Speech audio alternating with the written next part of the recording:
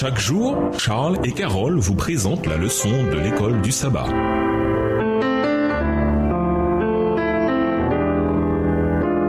Bienvenue à notre émission. Dieu nous parle. Nous avons la leçon de jeudi, la puissance de la prière. Lisons Colossiens 1, les versets 9 à 12. Quelle demande précise trouve-t-on dans la prière de Paul? Colossiens 1, les versets 9 à 12. C'est pour cela que nous aussi, depuis le jour où nous en avons été informés, nous ne cessons de prier Dieu pour vous et de demander que vous soyez remplis de la connaissance de sa volonté, en toute sagesse et intelligence spirituelle, pour marcher d'une manière digne du Seigneur et lui être entièrement agréable, portant des fruits en toutes sortes de bonnes œuvres et croissant par la connaissance de Dieu, fortifié à tous égards par sa puissance glorieuse, en sorte que vous soyez toujours et avec joie persévérant et patient. Rendez grâce au Père qui vous a rendu capable d'avoir part à l'héritage des saints dans la lumière. Paul prie pour qu'il soit rempli de la connaissance de sa volonté. Paul qualifie le fait de connaître la volonté de Dieu de sagesse et intelligence spirituelle. Colossiens 1, verset 9. La sagesse vient avant tout quand on fait confiance à Dieu pleinement, quand on est disposé à faire sa volonté. Jean 7, verset 17. Et à ne pas compter sur notre propre intelligence. Proverbe 3, verset 5.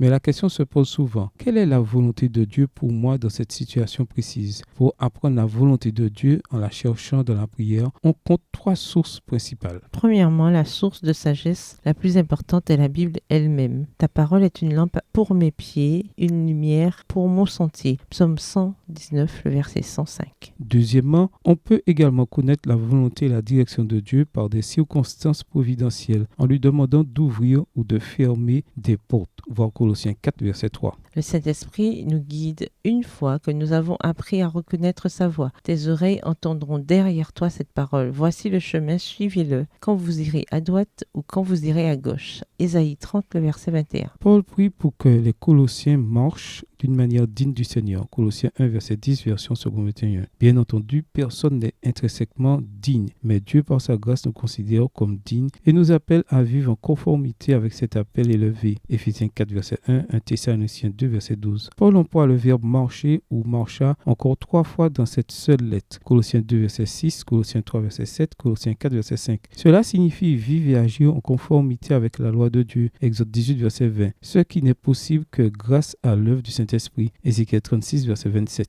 Paul prie également pour que leur vie et la nôtre plaisent à tout point de vue au Seigneur, puis il énumère plusieurs manières d'y parvenir. Porter du fruit pour toutes sortes d'œuvres bonnes. Colossiens 1, les versets 9 et 10, puis croître dans la connaissance de Dieu. Colossiens 1, le verset 10, et enfin rendre grâce. Colossiens 1, le verset 12. Quelqu'un vous demandait comment sais-tu que Dieu te conduit dans telle ou telle direction? Que répondriez-vous et pourquoi? Au revoir. Et à demain si Dieu veut.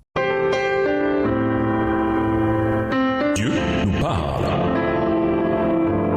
Chaque jour, Charles et Carole vous présentent la leçon de l'école du sabbat.